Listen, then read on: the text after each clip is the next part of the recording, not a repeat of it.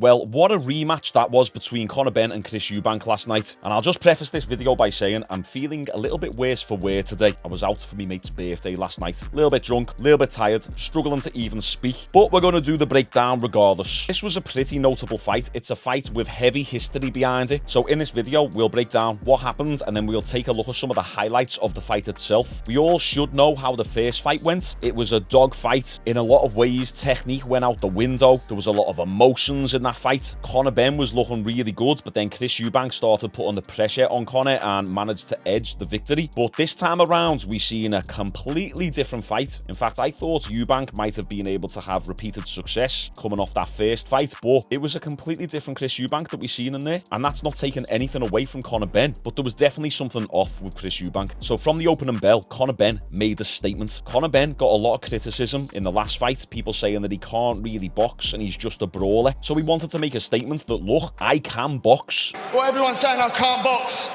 Put that in your pipe and smoke it. How about that?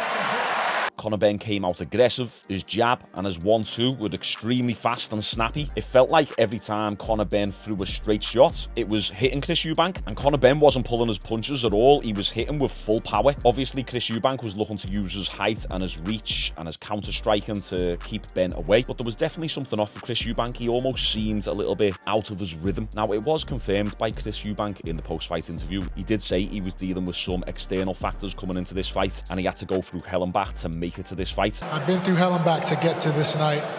It is what it is. I've got to go away and deal with some of the things I've been dealing with over the last couple of months. But that doesn't take away from the fact that Conor Benn just had an incredible performance. He just kept building and building that pressure, especially towards the middle of the fight and then going into the later rounds. He was throwing really good jabs to the body, then switching that to a 1-2 to the head. And then as we got towards the end of the fight, in that 12th round, Conor Benn just poured it on. In that 12th round, he dropped Eubank twice. I remember it happening and I was going, oh! I think I was the only one in the club watching. I went, oh! And I looked around and no one was paying attention. I'm like, what the hell's going on here? I've got a beard here who's trying to get into me. I'm like, listen, bitch, I'm trying to watch the fight. Are you not seeing what's going on here? Friggin' hell. So Conor Benn clearly made some massive adjustments coming into this fight. And I think one of the biggest adjustments he made was his mindset. He wasn't coming into this fight as emotional this time. He seemed a lot more calm. He seemed relaxed. Every time he did a face-off, an interview, Conor Benn was actually seeming in very good spirits. Eubank was obviously coming in with that aura, trying to seem unfazed, which he pretty much always does anyway. But Conor Benn, he didn't have that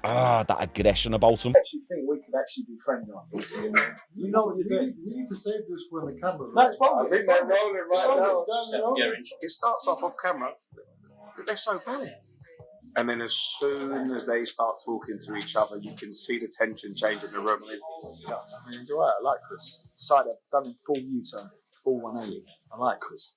Lovely geezer. And I thought to myself, I wonder if that's going to work against Benn, because one thing that Benn is quite good at doing is channeling that emotion into the fight. But that emotion in the first fight led to him not really sticking to his game plan. So after Benn's first loss to Eubank, I think he's dropped all that resentment, relaxed a little bit, and he went into this camp focused with a clear game plan to execute. And just no matter what happens within the fight or even on the build-up of the fight, we are not going to get away from that game plan. And I think that was evident in this rematch. So let's take a look at some of the highlights of this fight. Also, if you like in real life violence, street fights, confrontations, stuff that isn't allowed on YouTube, I've just uploaded my first exclusive video to Patreon, which I'm not allowed to post on YouTube. So every week we're going to be doing one exclusive video on Patreon, and then we're going to increase that to 2 times a week, 3 times a week as time goes on. So yeah, big shout out to all the Patreon supporters. If you want that raw, uncensored content, link down below. So here's the first round. We can see that Conor Benn was straight onto Eubank with that pressure. He didn't let Eubank get any momentum whatsoever. And look at that right hand there. Even Eubank acknowledged that. That was a big shot. And the reason why Benn was able to land that right hand so flushly is because of the lead hand work that he was doing in the first 3 rounds. He was throwing the jab, he was going body jab, he was going body left hook, and then he was doing the left hook to the head. Using that left hand so efficiently set up that right hand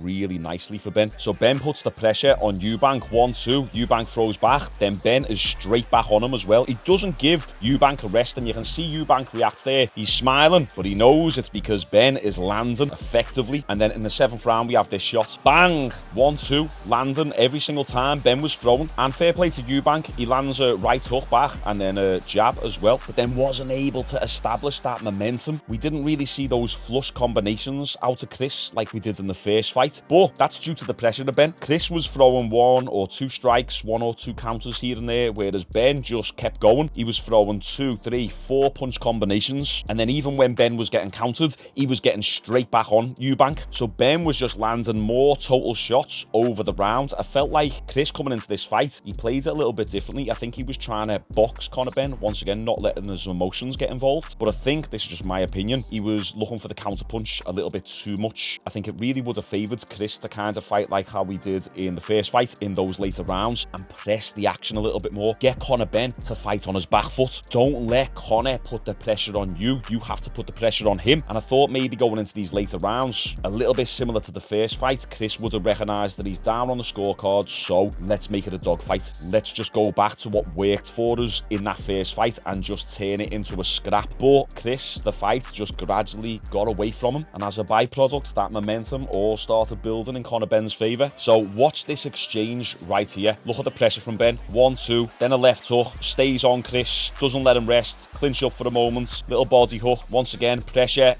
backing Chris into the corner, 1-2, nasty work, so fast as well. Waits for the timing, ducks down, 1, 2, damn, right on the nose. And then this is the final round where Ben dropped Eubank twice. Once again, the story of the fight is just Conor Benn sticking to the fundamentals. 1-2, straight down the pipe.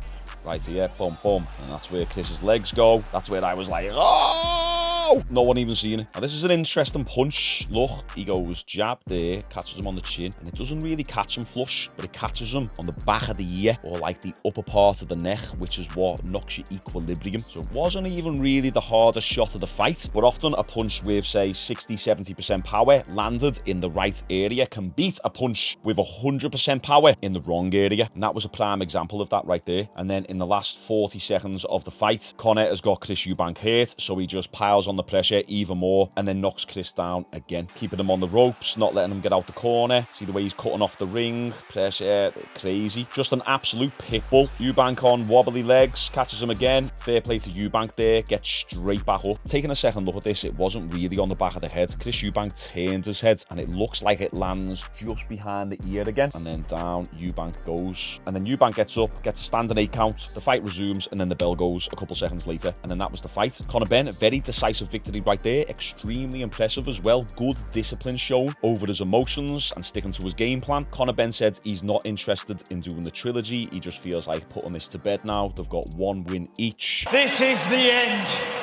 of the Ben Eubank saga. Done and finished. It's over. And something tells me that these two are probably going to be good mates. So yeah, fantastic fight. Good work by Conor Benn. He said now he wants to go back down to 147 pounds. He called out Ryan Garcia and a few other notable names. He wanted to get the title at 147 pounds. So I'm really looking forward to watching Conor Benn evolve in this sport, because I think he's still got a very bright future ahead of him. And the improvements that he's shown in this fight and the discipline, it's actually very impressive. So you guys let me know all your thoughts about this fight down below. And as I say, for exclusive not safe for work content, check out my Patreon down below. Based on this video, YouTube thinks you like this one. Before you go and watch it, drop a like on this video. Appreciate you tuning in.